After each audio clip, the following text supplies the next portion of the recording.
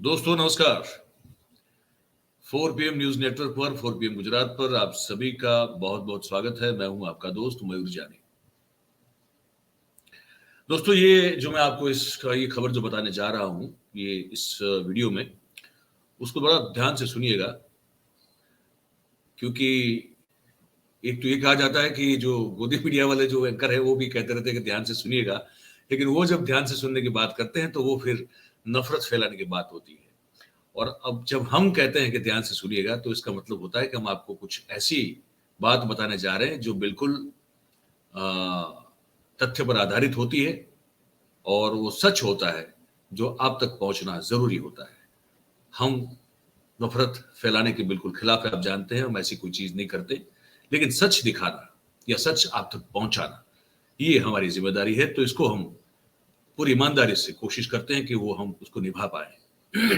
तो ध्यान से सुनिएगा। मैं कुछ आपको एक निवेदन भी सुनाऊंगा, लेकिन उससे पहले मैं आपको पूरी एक बात बताता हूँ। ये जो पार्टी है जिसका नाम भारतीय जनता पार्टी है, जिसको कहा जाता है जिसके बारे में कि भय, भूख और भ्रष्टाचार के खिलाफ लड़ने वाली पार्टी है। कहा जाता है कि इसका चाल, चरित्र और चेहरा जो है वो सबसे अनूठा है, सबसे अलग है। मतलब कि उदाहरण के तौर पर ये कहा जाता है कि इसको फॉलो करना चाहिए। हम ऐसे एक ऑर्गेनाइजेशन है कि जो बहुत ही ईमानदार है, हमारी चाल भी एकदम सीधी है, चरित्र एकदम जो है उम्दा है और चेहरा जो है वो तपश्चर्या से निखरा हुआ है। उसी तरह का कुछ मतलब निकालते हैं ये लोग। और गुजरात का मॉडल पूरे देश और दुनिया में फैलाकर जो है प्रधानमंत्री जी बने हैं। उसी गुजरात में जो हो रहा है, वो जो भ्रष्टाचार के मामले तो मैं आपको बहुत कुछ सुना चुका हूं। वो लांगा साहब जो थे, जो निवृत्त आईएएस अफसर, गांधीनगर के कलेक्टर, और कैसे उन्होंने 10-15 हजार करोड़ का चूना सरकार की नाक के नीचे बैठकर लगाया हुआ है, और उसमें कितने कितने लोग अभी अंदर जा सकते हैं, वो अलग मामला है। एक और मामला खुला है बहुत ही क्लास 2 लेवल के अफसर का, हमारा जो गोधरा इलाका है वहां के, उस पर मैं एक कार्यक्रम अलग से बनाने की कोशिश करूंगा। वो कह रहे हैं कि वो डेप्यूटी कलेक्टर या डेप्यूटी मामलतदार या तहसीलदार ऐसा कुछ हुआ करते थे, और 400 करोड़ रुपए का मिल्कियत जो है उन्होंने बसा लिया है उसी पद पर रहते हुए। तो ये तो है, ये सब तो हो रहा है। अजय चौहान जो है, कैप्टन अजय चौहान जो है, वो चूना लगाता रहता है, 300 करोड़ रुपए का जो है चूना लगा देता है ना। वो किरण पटेल किस तरह से घूमता फिरता है और कैसे सब हो रहा है, ये सब तो हो ही रहा है। लेकिन with in the party, Bharatiya Janata party के अंदर बड़े बड़े पदों पर रहने वाले बड़े बड़े गुजरात के नेता क्या गुल खिला रहे हैं, और अंदरूनी एक जो कलह है, वो बंदर बांट में कौन ज्यादा हिस्सा ले जाए, उस पर जो एक अब ये जो एक अंदर एक वॉर छिड़ी हुई है, उस पर मैं आना चाहता हूं। तो मैं आपको पूरी बात बताऊं उससे पहले आप सबसे मैं एक छोटी सी विनती करना चाहता हूं कि अभी से अगर आप लोग इस वीडियो के लिंक को शेयर करना शुरू कर दें, तो ये बात जो है, ये जानकारी हम ज्यादा से ज्यादा लोगों तक पहुंचा पाएंगे आप सभी के सहयोग से और आप सभी की मदद से। तो मामला ये है और यूं है कि प्रदीप सिंह वाघेला गुजरात भारतीय जनता पार्टी में पिछले 8-9 साल में बहुत तेजी से, बहुत तेज गति से सीढ़ियां चढ़ते चढ़ते, हो सकता है कि ये कहें कि लिफ्ट में बैठ के, सुपर फास्ट लिफ्ट में बैठ के जो है बहुत संगठन में ऊपर चले गए। अहमदाबाद के बगल का जो एक तहसील है साणंद, और साणंद इसलिए भी प्रख्यात है क्योंकि वहां पे नैनो का प्लांट लगा था, और उसी समय साणंद जो है वो पूरे विश्व के नक्शे पे जो है वो चमकने लगा था। उसी साणंद से आते हैं, क्षत्रिय समाज के नेता हैं। और जो एबीवीपी, जो भारतीय जनता पार्टी का जो विद्यार्थी प्रकल्प है, उसमें उनका एक समय बहुत बड़ा दबदबा रहा, और मतलब विद्यार्थी राजनीति करते करते ही जो है, स्टूडेंट पॉलिटिक्स करते करते ही वो पार्टी में आगे बढ़ते रहे, और इतने बड़े आगे कि अमित शाह साहब और नरेंद्र मोदी साहब के बहुत ही चहीते हो गए। तो वो उन्होंने अचानक जो है, पता नहीं क्यों उनके मन में हो गया कुछ, तो उन्होंने जो है अपना, अभी पार्टी के महामंत्री हैं वो प्रदेश के, उन्होंने और जवान है, मतलब काफी यंग है, 40 के आसपास की उम्र होगी या उससे कम होगी शायद। उन्होंने इस्तीफा दे दिया। अब ये बड़ा अचरज है कि ऐसा वैराग कैसे आ गया। तो इस्तीफा दिया, उसके बाद एक प्रेस कॉन्फ्रेंस हुई। अब वो इस्तीफा दिया या इस्तीफा दे देने को कहा गया, आदेश हुआ, वो एक चर्चा का मुद्दा हो सकता है। लेकिन इसके बाद एक प्रेस वार्ता हुई जिसमें भारतीय जनता पार्टी के ही उत्तर गुजरात के एक बड़े नेता है रजनी पटेल साहब, जो कि कुछ समय के लिए गुजरात के गृह राज्य मंत्री भी रह चुके हैं। वो वही समय है जिस दौरान अमित भाई को बाहर जाना पड़ा, तड़ीपार होना पड़ा था और उन पर वो सोहराबुद्दीन वाला मामला चल रहा था, पद छोड़ना पड़ा था। तो उस समय जो दो अलग अलग गृह राज्य मंत्री रहे थे, एक प्रफुल्ल पटेल साहब थे और एक रजनी पटेल थे, उनमें से ये एक रजनी पटेल है। तो उन्होंने एक प्रेस वार्ता की। वो प्रेस वार्ता गुजराती में है, आपको पूरी इसको सुनिएगा, लेकिन उसके बाद जो उसका जो सार है वो मैं आपको हिंदी में बताऊंगा। पहले आप इसको सुन लीजिए। कोई ज फरियाद पार्टी સુધી અમને પહોંચી નથી, ક્યારે એ સંદર્ભમાં વાતચીત પણ થઈ નથી। ઘણી વખત આજે જોયું તો પાર્ટી કાર્યાલય ઉપર આવવાનો પ્રતિબંધ અને આ બધા વિષયો પણ ચર્ચામાં છે। પ્રદીપસિંહજી પાર્ટીના કાર્યકર્તા હતા, આજે છે। કાર્યાલય ઉપર પ્રત્યેક કાર્યકર્તાનો આવવાનો સંપૂર્ણ હક છે। આ કાર્યાલય એ બધા જ કાર્યકર્તાઓ માટે છે, એટલે આવી કોઈ વાતમાં તથ્ય નથી। એ પાયાવિહોણી વાતો છે। વ્યક્તિગત શું કારણ આવે ત્યાં સુધી તો રાજભવનમાં એમની સાથે મુલાકાત એમણે કરી છે, બાકીના કાર્યક્રમોમાં હતા અને અચાનક આ પ્રકારની સ્થિતિ। મેં કહ્યું એમ પાર્ટીમાં ક્યારેક કોઈ પણ પ્રકારની પરિસ્થિતિ વ્યક્તિગત રીતે નિર્મિત થતી હોય તો કાર્યકર્તા એની ઈચ્છાથી એ રાજીનામું આપતો હોય છે। એ જ રીતે પ્રદીપસિંહજીએ રાજીનામું આપ્યું છે, એટલે એમનું બિલકુલ વ્યક્તિગત વિષય છે। હા, સ્વીકારી લીધું। એક બીજી વાત હતી રજનીભાઈ કે એક એફઆઈઆર થઈ છે, એમાં જીમિત શાહ અને જીમિત મુકેશભાઈ શાહ આ બે વ્યક્તિઓની અમદાવાદ પોલીસે ધરપકડ કરી છે। એ જીમિત શાહ તમારા સંગઠનના મહામંત્રી રત્નાકર છે, એમની સાથે સંકળાયેલા છે અને એ જીમિત શાહ તમારી પાર્ટીના જ કાર્યકર છે। એની સામે કંઈ એક્શન લેવાના છો?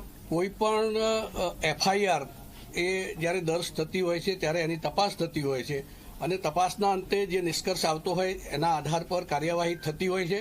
હમણાં સુધી પાર્ટી તરીકે અમને કોઈ ફરિયાદ મળી નથી। ના, એટલે જીમિત શાહ અને રત્નાકર સાથેના સંબંધો છે એવું કંઈ તમારા ધ્યાનમાં છે ખરું? મેં કહ્યું એમ કોઈ પણ પ્રકારની ફરિયાદ થતી હોય તો એની તપાસ થતી હોય છે અને તપાસની અંતે જે કંઈ વિષયો આવતા હોય છે એના આધારે પાર્ટી વિચારતી હોય છે। વ્યક્તિગત ફરિયાદ જ્યારે પાર્ટીમાં કોઈ મળતી હોય તો એના આધારે પાર્ટી વિચાર કરતી હોય છે। હમણાં કોઈ પ્રકારની ફરિયાદ નથી, એફઆઈઆર થઈ છે, પબ્લિક ડોમેનમાં આવેલો ગુનો છે અને શાહ તમારી પાર્ટીના બધા ઘણા બધા નેતાઓને અમદાવાદ પોલીસ સ્ટેશને બોલાવાય છે, પૂછપરછ થઈ રહી। પાછલા 24-48 કલાકથી આ ઘટનાક્રમ ચાલી રહ્યો છે।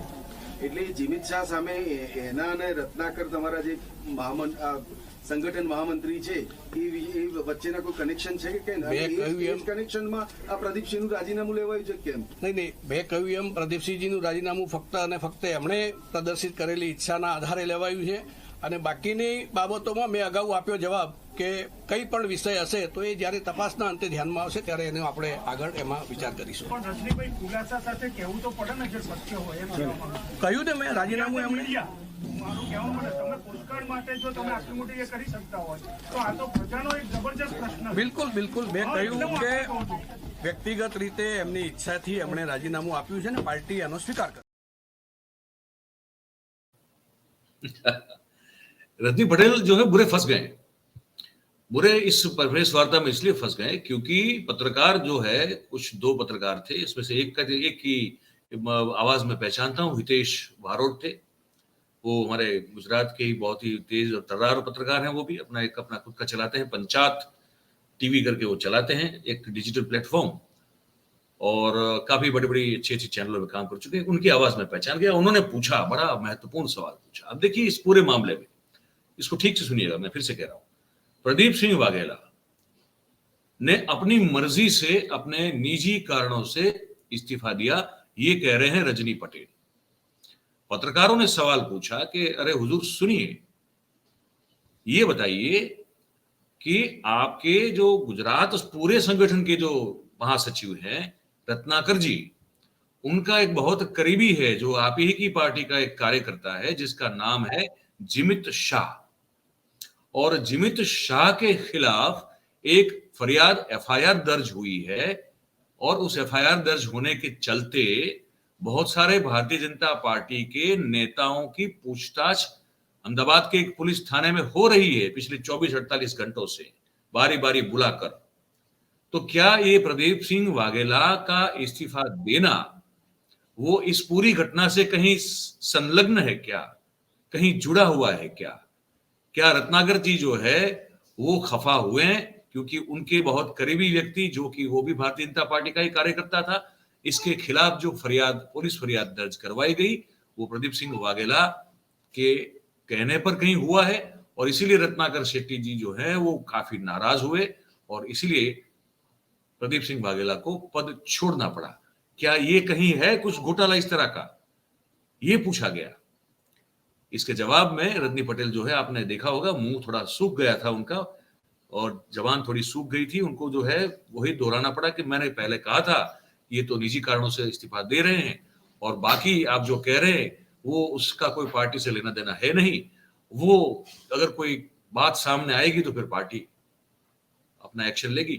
लेकिन सवाल कुछ और था, सवाल ये था कि आप ही की पार्टी के गुजरात के महासचिव रत्नाकर जी के साथ जिसके बहुत घनिष्ठ संबंध माने जाते हैं, उस व्यक्ति का नाम है जिमित शाह, और उस जिमित शाह के खिलाफ कुछ पुलिस फरियाद करवाई गई, और उस फरियाद के चलते रत्नाकर जी हो सकता है कि नाराज हुए, खफा हुए, बात ऊपर तक पहुंचाई गई हो, और उसके चलते प्रदीप, मैंने कहा कि वो इस पार्टी में आगे बढ़ रहे थे, उनको मजबूर होना पड़ा कि इस्तीफा दे दें।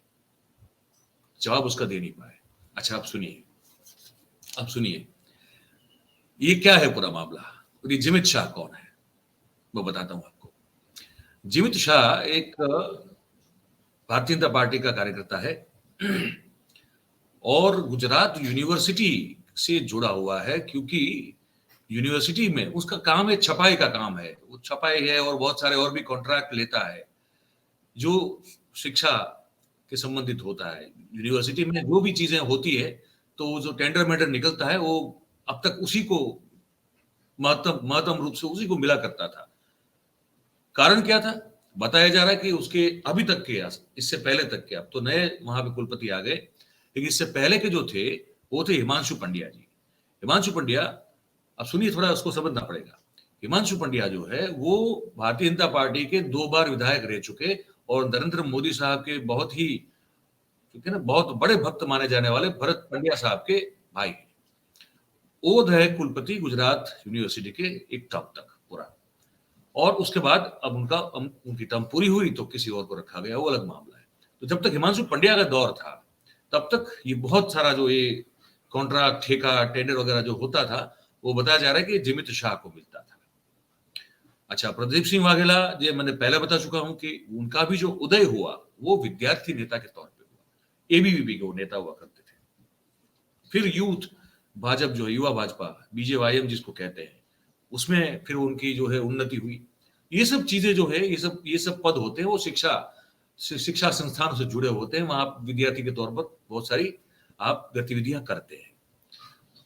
तो ये जिमित शाह और हिमांशु पंड्या का जो गठबंधन था, जिस पर कहा जाता है कि ये जो रत्नाकर जी तो ये महासचिव हैं गुजरात भारतीय जनता पार्टी के संगठन के, उनकी जो है अमी दृष्टि थी, और प्रदीप सिंह वाघेला को ये गवारा नहीं हो रहा किले में, मेरे गढ़ में कोई आके मुझसे अपना निवाला छीन जाए, ये कैसे हो सकता है। तो मामला जो है वो कमाई का भी था, ये बताया जा रहा है, और मामला जो है वो वर्चस्व का भी था।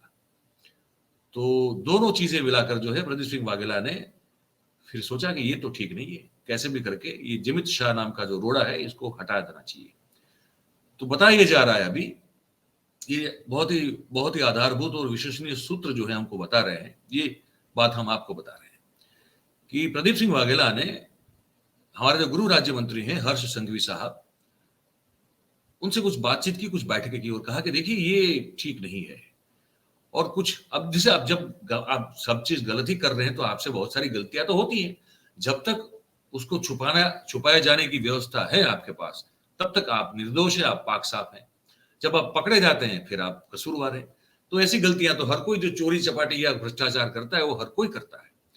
तो कुछ वीक पॉइंट्स, कुछ वीक लिंक्स दिखाई हर्ष संघवी साहब को, देखिए ये सब हो रहा है और आप, सर कमाल है आपके राज्य में ये हो रहा है, इसका कुछ एक्शन करवाइए इसके खिलाफ। तो फिर हर्ष संघवी जो है इस बात में आ गए और वो जिमित शाह के खिलाफ एक एफआईआर दर्ज हुई, जिसमें उनको जो है कुछ दिन बताया जा रहा है कि वो लॉकअप में रहना पड़ा और फिर वो जमानत पे है। लेकिन इस बात की जब खबर रत्नाकर साहब को पड़ी और उसके बाद और इसमें बीच में ये भी हुआ कि प्रदीप सिंह वाघेला के खिलाफ एक पत्रिका छापी गई। प्रदीप सिंह वाघेला शिक्षा के क्षेत्र में किस तरह का भ्रष्टाचार कर रहे हैं, कहाँ कहाँ उनकी सांठगांठ है, किस तरह से वो अपने पद का दुरुपयोग कर रहे हैं। और उतना ही नहीं, जमीन के मामले में गुजरात भर में उन्होंने जो है बहुत बड़े गुजरात के संगठन में अपने अपने हिसाब से, जहां पे वो शहर अध्यक्ष, जिला अध्यक्ष, जिला उपाध्यक्ष ये सब बनाए थे, उनके साथ मिलकर पूरे गुजरात में वो क्या गुल खिला रहे हैं, इन सब चीजों को उस पत्रिका में लिखा गया। मजे की बात यह है कि उस पत्रिका को पब्लिक नहीं किया गया, लेकिन उसको बहुत सही ठिकानों पे पहुंचाया गया। उसमें से एक ठिकाना मुख्यमंत्री कार्यालय था गुजरात का, और दूसरा ठिकाना गृह मंत्रालय था हमारे देश का, जहां अमित भाई बैठते हैं, और तीसरा ठिकाना था प्रधानमंत्री कार्यालय, जहां पे नरेंद्र भाई बैठते हैं। और उसके बाद ये जब पता चला प्रदीप सिंह वाघेला को, तब जाके उन्होंने ये हर्ष संघवी का इस्तेमाल करते हुए इसके खिलाफ एफआईआर दर्ज करवा दी, जिमित शाह के खिलाफ। अब वो पत्रिकाएं पहुंची और पत्रिकाएं पढ़ी गई, और इस तरफ रत्नाकर जी जो है उनका भी गुस्सा जो है वो बताया जा रहा है कि सातवें आसमान पे पहुंचा। तो उन्होंने भी जो है इसमें फिर हस्तक्षेप किया और कहा कि यार ये कैसे चलेगा। मजे की बात ये भी बताई जा रही है, ये जो पत्रिका छापी गई वो मुख्यमंत्री, हमारा गुजरात का जो मुख्यमंत्री कार्यालय है उसमें काम करने वाले एक सज्जन है परिमल शाह, ये भी सूत्र बता रहे हैं हमको, उनका एक सुपुत्र है, उनसे ये पत्रिकाएं छपवाई गई।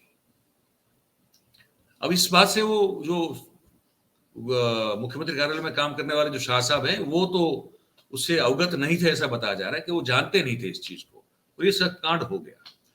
तो अंदरूनी जो तपास होती उन तक भी पहुंची। तो उन्होंने जब उनको पता चला तो बताया जा रहा है कि अपने बेटे को बहुत डांटा और कहा कि अब भाई मुझसे, मेरे बेटे से गलती हो गई, ये कोई जानबूझ के हमने नहीं किया है। हम गुजरात प्रदेश भाजपा के इतने ताकतवर व्यक्ति जो कि महासचिव है रत्नाकर जी, उनके खिलाफ जाने की सोच भी नहीं सकते। तो वहां तो बताया जा रहा है कि उनको शायद बख्श दिया जाएगा, लेकिन अब ये मामला ये हो गया कि प्रदीप सिंह वाघेला, जो कि मैं फिर से रिपीट कर रहा हूं, बहुत तेजी से आगे बढ़ रहे थे, उनकी तेजी से आगे बढ़ने वाली जो घटना है उस पर बिल्कुल अभी फिलहाल फुल स्टॉप लगा दिया गया। उनको महामंत्री पद से इस्तीफा देने पे मजबूर कर दिया गया, ये वास्तविकता है, जो कि रजनी पटेल को पूछा गया सवाल, लेकिन रजनी पटेल ने उस सवाल को जो है वो जैसे वो बाउंसर आता है और बैट्समैन डक कर जाता है ना, ऐसे डक करने की कोशिश की। तो बाउंसर बड़ा तेज था, तो थोड़ा तो वो हर्ट हुए उसमें, लेकिन पार्टी लाइन होती है उस पर, उसी से आप बोलना होता है। अब ये एक किस्सा है जो प्रदीप सिंह वाघेला का है, ठीक है। तो ये पत्रिका जो गुजरात में 3 पत्रिका युद्ध हो रहे थे, उसमें से एक पत्रिका युद्ध की मैंने आपको बात बताई, और वो प्रदीप सिंह वाघेला के खिलाफ था। उसमें उन्होंने अब खुद जाके रिटालिएट करने की कोशिश की। नतीजा ये हुआ कि उनकी फूलती फालती जो एक राजनीतिक करियर थी उस पर अभी फिलहाल के लिए तो फुल स्टॉप लग गया। पता ये भी जा रहा है कि 2022 के चुनाव में प्रदीप सिंह वाघेला, जो कि क्षत्रिय समाज से आते हैं, उनमें वहां उनका वर्चस्व भी बहुत है, उन्होंने 2 जगह से टिकट की अपेक्षा रखी थी। एक सानंद की कंस्टिट्यूंसी से जहां से वो खुद आते हैं, और दूसरी जो वेजलपुर है अहमदाबाद की कंस्टिट्यूंसी, जहां से इस बार अमित ठाकर चुनाव जीत के विधानसभा में गए हैं। लेकिन वो मंशा भी उनकी पूरी नहीं हुई, तो कहीं ना कहीं उनमें वो एक खटक भी रहा था उनको वो। और ये सब चीजें अंदरों अंदर जो है वो अंदर ही पक रही थी पूरी पार्टी के अंदर। तो इसका नतीजा ये है कि भाई भूख और भ्रष्टाचार के खिलाफ लड़ने वाले पार्टी के अंदर हो रहे भ्रष्टाचार से मामला ये बना है कि महामंत्री को अपना पद छोड़ना पड़ा, और चाल, चरित्र और चेहरा अब वो बचा नहीं है, इतना मैं कह रहा हूं आपको। प्रधानमंत्री जी भले ही सीना ठोक के जो भी बोलना है बोले, लेकिन वो बात नहीं है। गुजरात में स्थिति ये है, पहले 2 ही गुट हुआ करते थे, एक अमित शाह जी का गुट हुआ करता था और एक आनंदी बहन का गुट हुआ करता था। अब क्योंकि विपक्ष तो नामशेष सा हो गया है, तो पार्टी का खुद का कद इतना बढ़ चुका है कि अब अंदर ही जो है इतने सारे गुट बन रहे हैं कि पूछिए मत। एक किस्सा है CR पाटिल और गणपत वसावा का, वो मैं आपको फिर किसी और एपिसोड में बताऊंगा।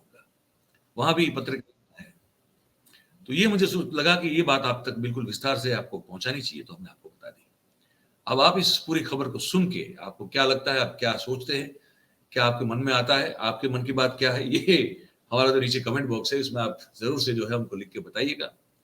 और बात अगर आपको हमारी अच्छी और सच्ची लगती हो तो फिर इस वीडियो को लाइक जरूर करें, इस वीडियो की लिंक को आप हो सके उतना शेयर करें, और जो हमारा ये चैनल है 4 PM और 4 PM गुजरात, उसको आप जरूर से सब्सक्राइब करें। यही आपसे छोटी सी हमारी गुजारिश है।